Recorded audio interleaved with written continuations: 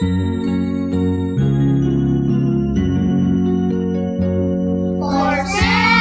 days a week, sometimes I separate to give you just to eat, with others to lead, to hear God's word, be towards what I hope, to the children's meeting I will go. I will redeem my time to pray and call His name, the gift of what we need to come into play, to live a beautiful day, empowered by His grace. In the children's meeting I am blessed. Magandang hapon mga bata! Welcome sa ating online children's meeting. Welcome din po sa mga magulang at shepherds na kasama natin ngayon. Ako nga pala si Kuya Primo. At ako naman si Kuya Dave. Handa na ba kayong makinig? Kung handa na, maupo na kayo ng maayos at hihanda ang iyong mga tenga upang makinig sa salita ng Diyos. Noong nakaraang Sabado, tayo ay nasa aklat ng Ezekiel, kung saan nakilala natin ang propeta at saserdoting si Ezekiel.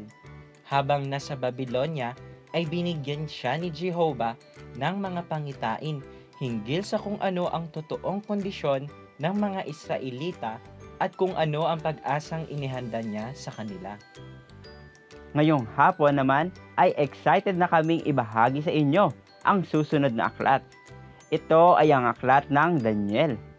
Makikilala rin natin kung sino si Daniel at ang kanyang mga kaibigan. Kaya mga bata, kung handa na kayo, samahan ninyo kaming umawit.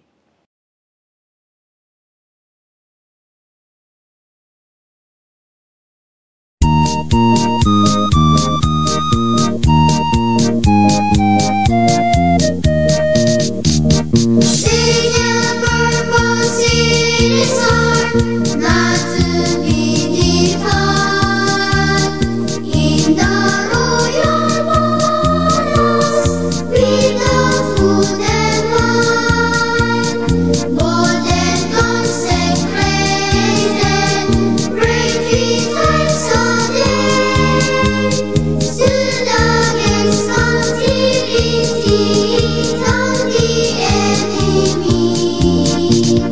Daniel purpose in his heart not to be defied in the royal palace with the food and wine. Daniel purposed in his heart not to be defiled in the royal palace with the food and wine, bold and consecrated, prayed 3 times a day, stood against captivity, down the enemy. Daniel purposed in his heart not to be defiled in the royal palace with the food and wine.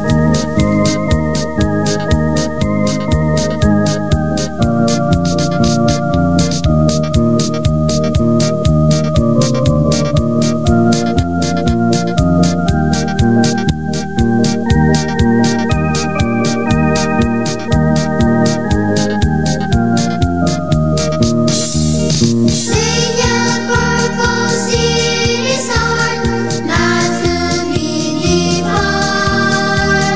in the royal palace with the food and wine, bold and consecrated, pray 3 times a day, stood against captivity of the enemy.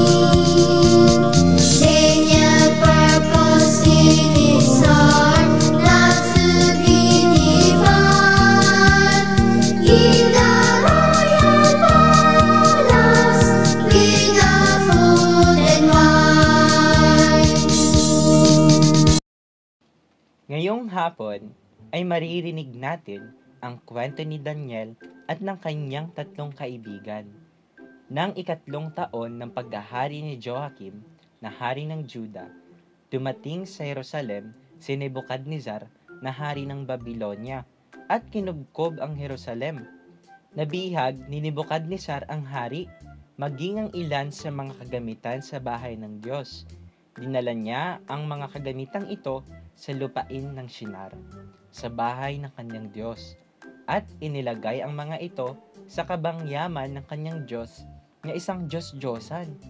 Inutusan ng hari ang pinuno ng kanyang mga eunuko na si Aspenaz na kumuha ng ilang mga Israelita mula sa lahi ng hari at sa mga maharlika at dalhin sila sa palasyo ng hari.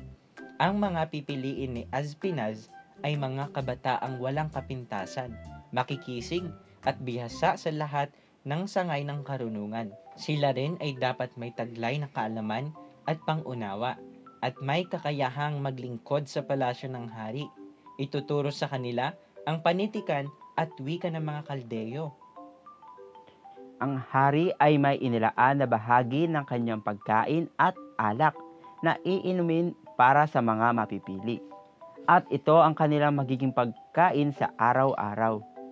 Sila rin ay tuturuan sa loob ng 3 taon upang sa katapusan ng panahon, iyon ay may lalagay sila sa bulwagan ng hari. Kabilang sa mga napili ay sina Daniel at ang kanyang 3 kaibigang sina Hananias, Mishael at Azarias mula sa lipi ni Juda. Binigyan sila ng pinuno ng mga eunuko ng ibang pangalan. Si Daniel ay tinawag na Belteshazzar, si Hananias ay tinawag na Shadrach, si Mishael ay tinawag na Meshach, at si Azarias ay tinawag na Abednego.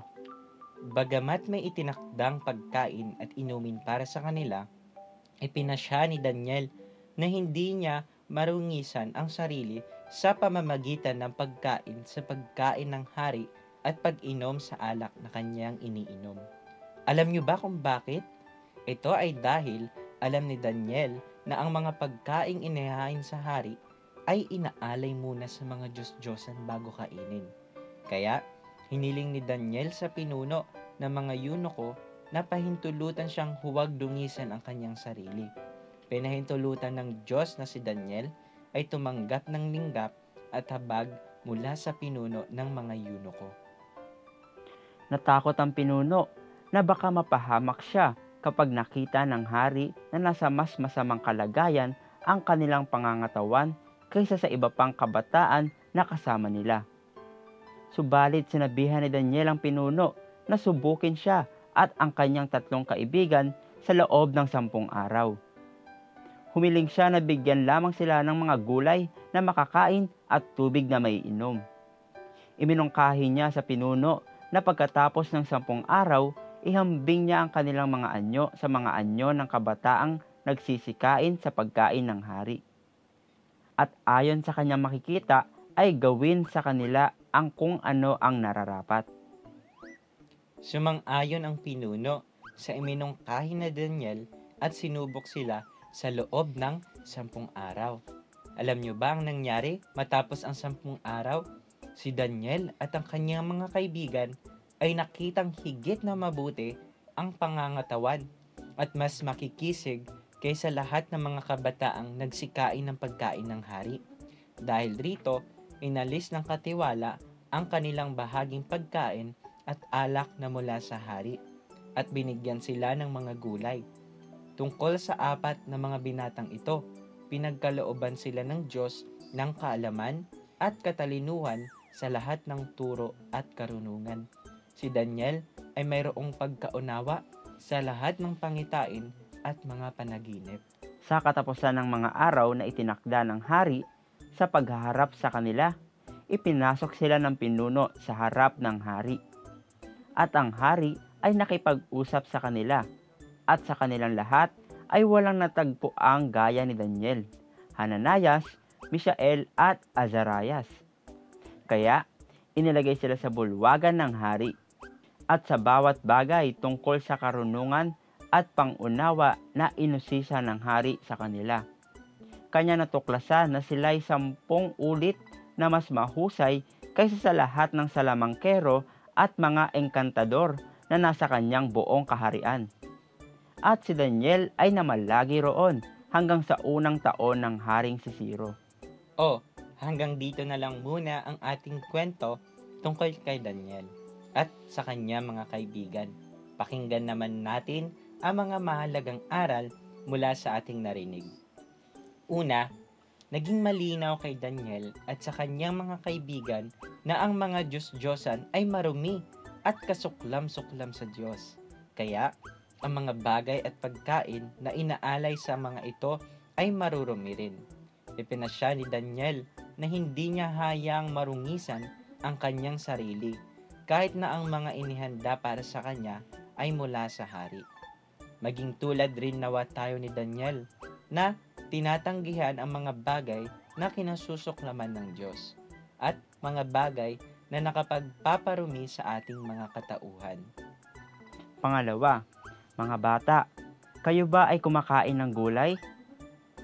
Sina Daniel, Hananias, Mishael at Azarias ay kumain ng mga gulay at sila ay naging malulusog at makikisig na kabataan. Kung nais nating maging malusog at malakas ang pangangatawan, kainin natin ang mga masusustansyang pagkaing inihahain sa atin ng ating mga magulang. Kung gusto nating mas magamit pa ng Panginoon para sa kanyang gawain, dapat nating alagaan ang ating mga pangangatawan sa pamamagitan ng pagkain ng masusustansya tulad nila Daniel at kanyang mga kaibigan. Pangatlo, nang iniharap ng pinuno sina Daniel at kanyang tatlong kaibigan sa hari, walang anumang kapintasan ang nakita sa kanila. Sila rin ay mahuhusay dahil pinagkalooban sila ng Diyos ng kaalaman at katalinuhan sa lahat ng bagay.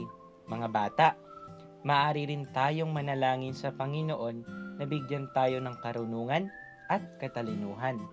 Maging sa ating pag-aaral, sa isang banda, kailangan nating mag-aral ng mabuti upang maging mga batang marurunong.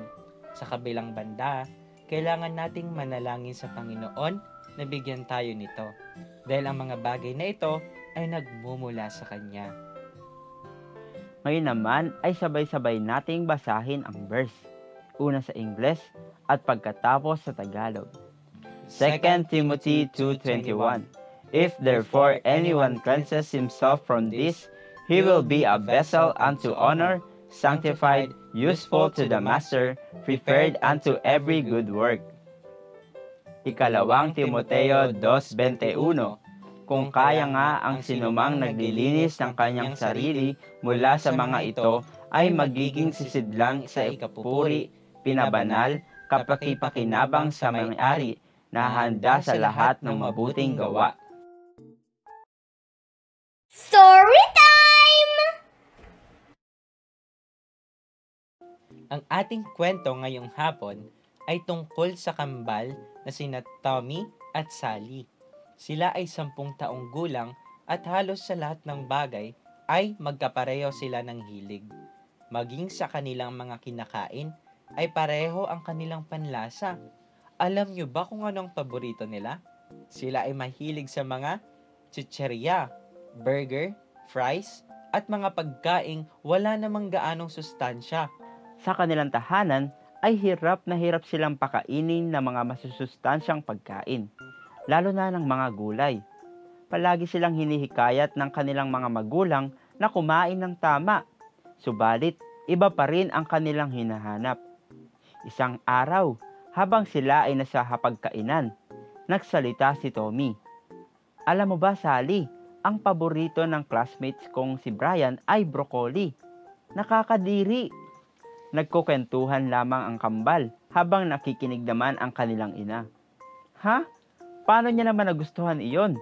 Nakakasuka ang lasa. Sambit naman ni Sally. Diba siya ang pinakamatalino sa inyong klase? Tanong ni Sally. Oo, siya nga. At alam mo ba ang sabi niya? Nakakatalino daw ang broccoli at iba pang gulay. Napaisip si Sally sa sinabi ng kambal. Noon pa man ay gusto niya na ding maging isa sa pinakamatalino sa kanilang klase. At tila ba nagkaroon siya ng ideya matapos marinig ang sinabi ni Tommy. Napansin ng ina ang interes ni Sally hinggil sa benepisyo ng pagkain ng gulay. Kaya, nagsalita rin siya tungkol dito. Totoo iyon, mga anak. Ang mga batang kumakain ng masustansya tulad ng gulay at mga prutas ay lalaking malulusog at matalino. Makakaaywas din sila sa iba't ibang uri ng sakit. Dahil dito, ay nag-request si Sally na ipagluto rin sila ng broccoli at iba pang mga gulay upang kanyang masubukang kainin at maging malakas at matalino. Subalit, ayaw pa rin subukan ni Tommy kumain ng gulay. Ayaw niyang ipagpalit ang mga burger at maaalat na pagkain na gustong-gusto niya. Natutunan ni Sally ang kumain ng gulay at palagi na siyang naghahanap ng mga ito. Dahil dito, naging masiglang bata siya at mas mabilis na ring makaintindi ng mga aralin. Gumanda rin ang kanyang mga kutis at madalas pinupuri ng mga matatanda dahil sa kanyang kasiglahan. Samantala, si Tommy ay nagpatuloy sa pagkain ng chichirya at pag-inom pa ng mga soft drinks. Kabaligtaran ni Sally. Siya ay laging pagod, walang gana makipaglaro at wala ring gana sa pag-aaral. Isang araw, inanunsyo sa paaralan na magkakaroon sila ng field trip sa buwan ng Disyembre. Sa katunayan, ang kambal ay sabik na sabik para sa darating na field trip. Ipinaalam nila ito sa kanilang ina at sila naman ay pinayuhan na dapat nilang ingatan ang kanilang kalusugan habang papalapit ang araw ng field trip. Ang buwan kasi ng Disyembre ay taglamig. Kung hindi malakas ang resistensya, ay madaling mahawa ng mga sakit. Sinabihan niya rin si Tommy na simulan ng kumain ng masustansya upang magkaroon siya ng panlaban sa mga sakit. Subalit, hindi pa rin nakinig si Tommy. Dumating na ang buwan ng Disyembre at lumamig na ang panahon.